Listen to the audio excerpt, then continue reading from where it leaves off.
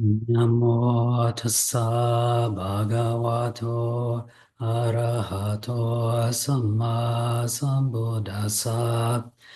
Namo tassa bhagavato arahato samma sambuddhassa. Namo tassa bhagavato arahato samma sambuddhassa. Buddhang dhammang sanghang namasami. So I'd like to start by offering my greetings and welcoming everyone this evening.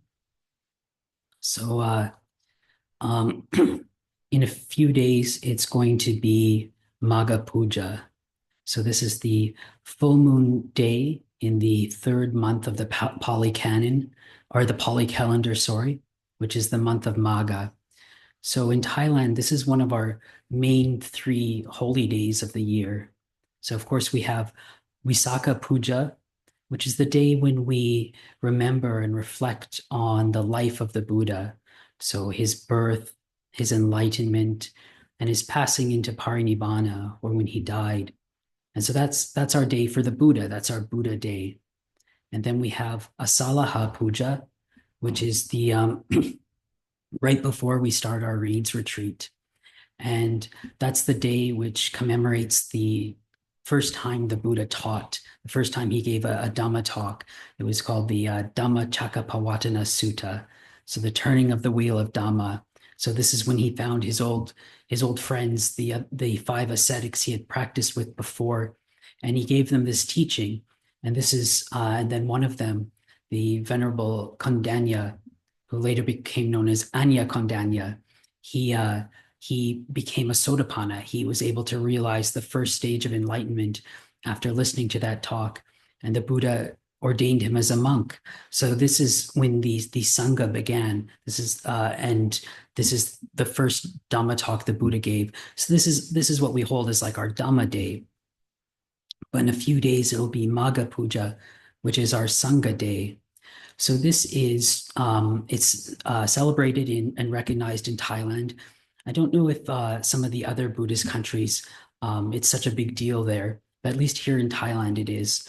And so this is to commemorate this day and this event in the life of the Buddha when 1,250 of his disciples, of his monks, who were all fully enlightened, just spontaneously came together, just like this big coincidence. They all came together to see the Buddha and pay respects to him.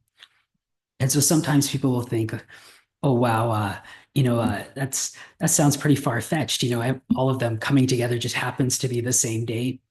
Well, one, it is considered a very special occasion that this happened, but it's not that unusual because in the tradition nowadays and even at the time of the Buddha, there was this tradition of coming together on the full moons or sometimes the new moons and paying respects to your teacher. So you're going to see your teacher, getting a little teaching from them or paying respects to them. So it wasn't really that unusual, but it was unusual that all of them were enlightened. This was at the very beginning of Buddhism, not too long after the Buddha had started teaching and ordaining monks. And also all of these monks that came together, they were all ones that the Buddha had ordained himself. Because in the beginning, when the Buddha started ordaining monks, he didn't have this the set of the Vinaya or the rules or the monk's discipline that we have now. So it was very, he would just ordain them by saying, Ehi bhikkhuhi, so which just means come bhikkhu. And so that was the ordination. He said that and you agreed, you were ordained. So it was very easy, very quick. And so when all of these enlightened monks came together, the Buddha gave them a teaching called the Ovada Patimokkha. And so this is like kind of like a summary of his teaching. It was specifically given to the monks because, again, at that time, there was no rules, there was no monk's discipline. A lot of the monks who were ordained at that time. This 1250, we're already fully enlightened. So, they already had a pretty good standard and a pretty, high level of practice and understanding at that time. So, their conduct, their behavior was really good. The Buddha didn't have to set out any rules. And actually, what happened was, after, over the years, people started asking the Buddha, can you set out like a vinaya? Can you formulate and give us a set of rules for us to follow? And actually, the Buddha wouldn't do it. He said, the time for that's not yet. It's not time yet. But he also, when did come time for, that the monks needed some rules, that the people who were dating just, their behavior wasn't so good, or were making some mistakes. He didn't just sit down and formulate it and just write it down and give it to everyone. Okay, here are the rules all you monks are going to have to follow. It was all the rules came because of incidents. A monk would do something wrong, you'd get back to the Buddha and he'd lay down a rule, or he'd change a rule, or something like this. So it grew up very organically in response to situations that were arising. But so in the beginning, he did give this teaching, this Ovada Patimokkha. And I think it's really, really interesting to note and to observe that when the Buddha gave this teaching, all the monks he was teaching were fully enlightened. So they had already realized Dhamma, they had already become enlightened, they already had a really deep understanding of the teachings of Buddhism, of themselves, of ultimate reality. But they still came to the Buddha to get a teaching, and he still wanted to teach them this. And so what he taught was, it was very much a summary of Dhamma. It was a very short, condensed teaching on Dhamma. And the first verse is one that we actually hear a lot, and which is quoted a lot and used a lot. And it's to avoid doing any evil, to only do the good, to purify your mind. This is the teachings of all the Buddha. So, the first line, like, to avoid doing any evil. This is just the way, it's been translated. It's this word papa, which, sometimes, a lot of times in the West, coming especially from, certain religious backgrounds, we may have a lot of strong feelings, or a lot of strong perceptions about this word evil. But, we can translate it also as, like, the unwholesome, the unskillful, like, avoid doing bad and bad things. And so a lot of times, we hear this and we think, okay, or people will say, okay, this is 5 precepts. This is just meaning to follow the 5 precepts.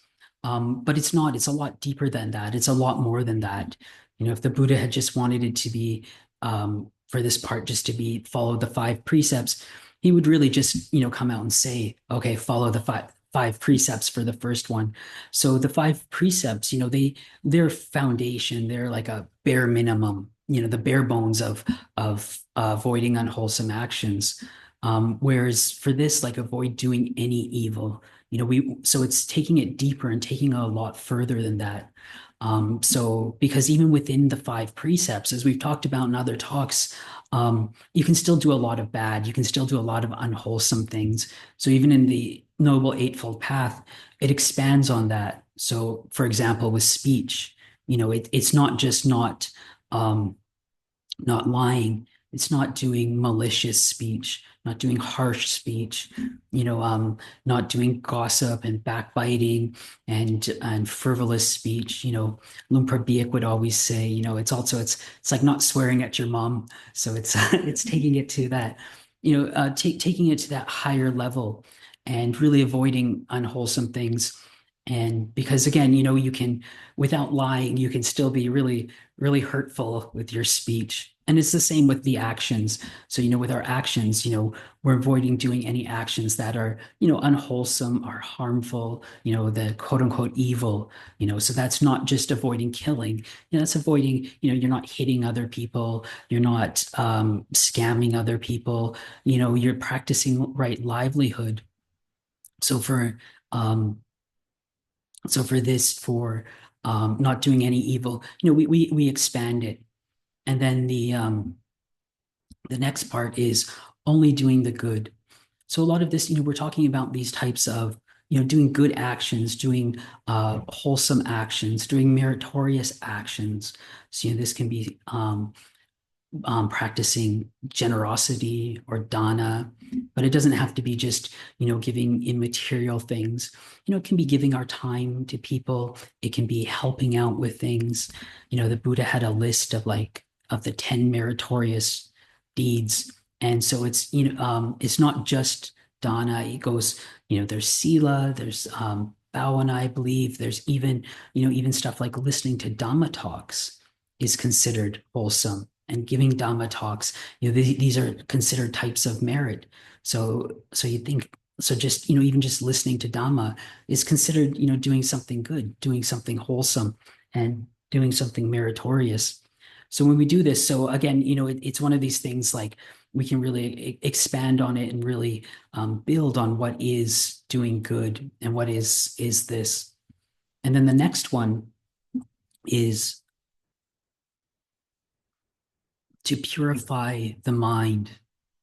So this is going to come to a lot of our practices around the mind, around meditation. So, this would be, developing our meditation, developing those peaceful states of mind. So when we hear, again, we hear purify, sometimes we might think, go back to our old perceptions and stuff about maybe coming from different belief systems, and, that idea of, oh, you have to be pure, you have to have, purity culture and stuff like that. And, some people may have some baggage, some people may have some trauma around these words, but it's more like to clean the mind, to make it pure. So like, it's like taking a dirty cloth and washing it and purifying it, making it a nice white cloth again, where it's fresh and crisp. So that's what we're doing with our mind. We're cleaning it of um, all the parts of it which are not wholesome or are going to cause us suffering and unhappiness. So this is removing our greed, hatred, and delusion, and we do this through our practice of meditation, of developing samadhi, of practicing our mindfulness. We do this as whenever getting rid of those unwholesome states. So in the Eightfold Path, this factor of, say, like right effort. So, trying to prevent unwholesome mind states to arise. But once they do come up, trying to get rid of them, trying to let go of them, and then trying to encourage wholesome mind states to arise, and then once they have arisen, we have wholesome mind states, trying to maintain them and build them and strengthen them. So yeah, so it's just this process, and this is a lot of uh, the really unique part of Buddhism is this really the part about how we go about the purifying the mind. So developing our samadhi, developing our deeper wisdom, and really cleaning out that mind. And then the end of this verse, the Buddha says, "This is the teaching of all Buddhas." And I think this is a really, really interesting part, this line he has here, because he's saying this isn't just his teaching. So it's one thing, we see with Dhamma, and when the Buddha talked about Dhamma, he was saying like he didn't create Dhamma. He didn't create this. This isn't his thing. He discovered Dhamma. So he was saying these are just universal truths. And so like, the Eightfold Path isn't like, the Buddha's personal success method. So, you sometimes in the world you get those people, the so and so's 11 steps to success in business or something like that, and it's his system on that, or this person's 8 steps to losing weight or something like that. This isn't the Buddha's personal teachings on this. He was saying these are universal. These are they've always been like this, and the Buddha didn't create it. He just discovered it. So it's like this. So he's saying that, all Buddhas, any, enlightened Buddha, which has come before, they'll be teaching the same thing. They'll be teaching these same principles.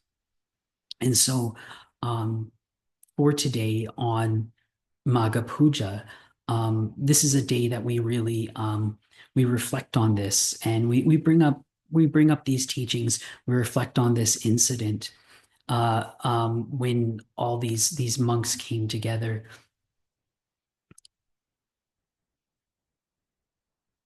So I'm currently in Thailand right now, And a lot of the traditions we have around it is a lot of this is one of the big days. So a lot of people will go to the monastery on this day.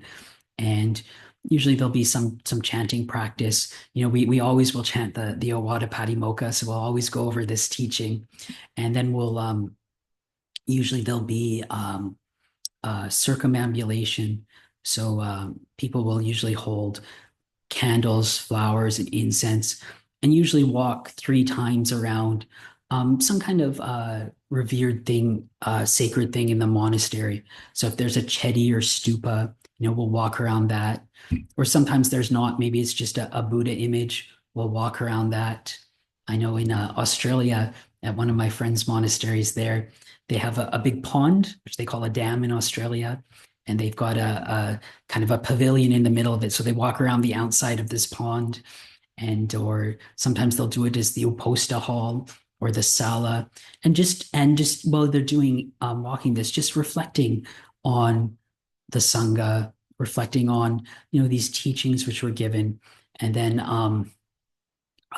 so yeah, so this is one of our big important holy days, and it'll be coming up in a few days, and I'd like to offer that to everyone tonight as a bit of a reflection.